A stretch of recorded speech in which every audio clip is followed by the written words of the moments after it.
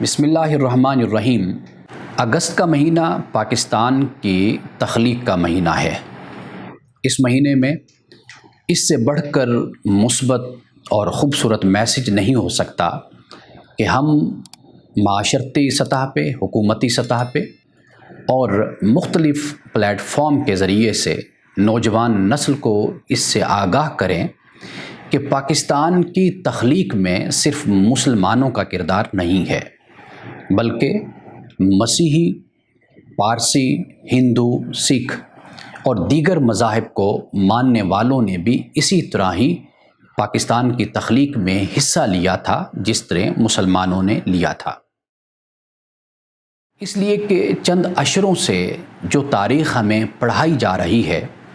اس کا نتیجہ یہ ہے کہ آج ہماری نوجوان نسل اس سے بے خبر ہے۔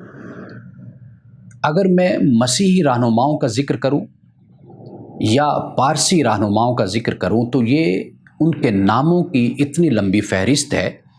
کہ میرے پروگرام کا وقت ختم ہو جائے گا۔ اس لیے میں چند رہنماؤں کا ذکر کرتا ہوں جس سے اندازہ ہو جائے گا کہ پاکستان کی تخلیق میں صرف مسلمانوں نے نہیں بلکہ مسیحیوں نے اور پارسیوں نے بھی ایسے ہی حصہ لیا تھا۔ یعنی مثال کے طور پر آپ دیکھیے کہ جسٹس کارنیلیس جو 1960 میں چیف جسٹس آف پاکستان بنے، وہ قائد اعظم کو قانونی مشورے بھی دیتے، تحریک پاکستان میں انہوں نے بڑھ چڑھ کر حصہ بھی لیا اور پاکستان کی نیشنلٹی کو انہوں نے قبول بھی کیا۔ اور اسی طرح جمشید مہتا کراچی کے پہلے میئر بنے اور ان کا تعلق پارسی خاندان سے تھا۔ اور اسی طرح جوگندر ناتھ منڈل کہ جو نئی ریاست کے وزیر قانون بنے، نوابزادہ لیاقت علی خان نے ان کو اپنی کابینہ میں شامل کیا تھا۔ اور اسی طرح یہ یاد رکھیے کہ قرارداد لاہور 23 مارچ 1940 میں جب یہ پیش کی گئی تو اس میں صرف مسلم رہنما موجود نہیں تھے، اس میں مسیحی رہنما بھی موجود تھے، اس میں پارسی بھی تھے اور اسی طرح دوسری کمیونٹیز سے تعلق رکھنے والے رہنما بھی موجود تھے۔ ایس پی سنگھا کا نام ہر کوئی جانتا ہے کہ یہ پنجاب یونیورسٹی اس کے رجسٹرار تھے اور انہوں نے اس وقت قائد اعظم محمد علی جناح رحمۃ اللہ تعالی علیہ کے اعزاز میں ایک تقریب کا انعقاد بھی کیا تھا۔ اور 23 جون 1947 میں جو انتخابات ہوئے انہوں نے پاکستان کے حق میں ووٹ دیا تھا۔ اور اس کے علاوہ جگن ناتھ آزاد کو کون نہیں جانتا، کہا جاتا ہے کہ یہ قائد اعظم کے دوست بھی تھے اور قائد اعظم کے کہنے پر انہوں نے پاکستان کے لیے ایک نغمہ یا ایک ترانہ بھی لکھا۔ اس لیے کہ ہمارے ہاں اس کے حوالے سے اختلاف کیا جاتا ہے کہ قومی ترانہ کس نے لکھا، یہ آج ہماری بحث کا اور ہماری گفتگو کا موضوع نہیں ہے۔ بتانا صرف یہ ہے کہ پاکستان کی تخلیق میں، تحریک پاکستان میں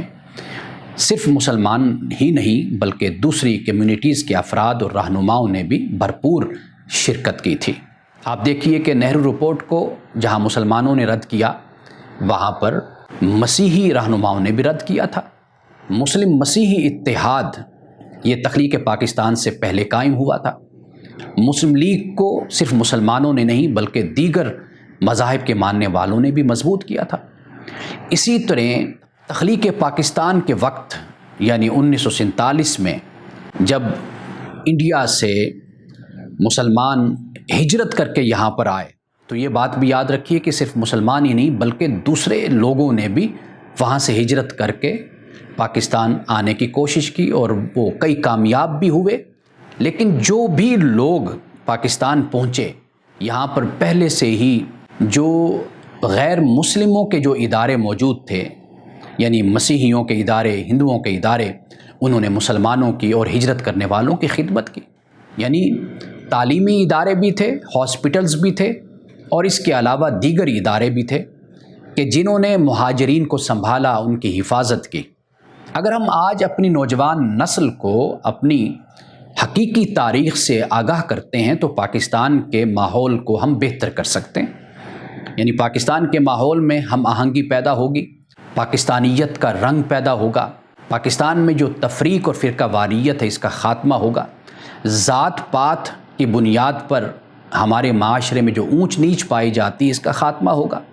یعنی پاکستان واقعی وہ پاکستان بنے گا جو قائد اعظم رحمۃ اللہ تعالیٰ علیہ نے جس کا اظہار اپنی تقاریر میں اور اپنے خطابات میں کیا تھا۔ اگر قائد اعظم علیہ رحمہ کو مزید وقت مل جاتا تو وہ ان نقوش پر بالکل واضح کام کر کے ہمیں بتا کر جاتے کہ وہ کیسا پاکستان چاہتے ہیں۔ اس لیے آج کی نوجوان نسل کو ہمیں یہ آگاہ کرنا ہے، ہمیں یہ بتانا ہے کہ یہ پاکستان فقط مسلمانوں کی ہی محنت کا نتیجہ نہیں، بلکہ جس طرح مسلمانوں نے اس کے لیے خون بہایا، اسی طرح دیگر مذاہب سے تعلق رکھنے والے لوگوں نے بھی اپنی جان کی، اپنے مال کی اور اپنی عزت و آبرو کی قربانی پیش کی تھی۔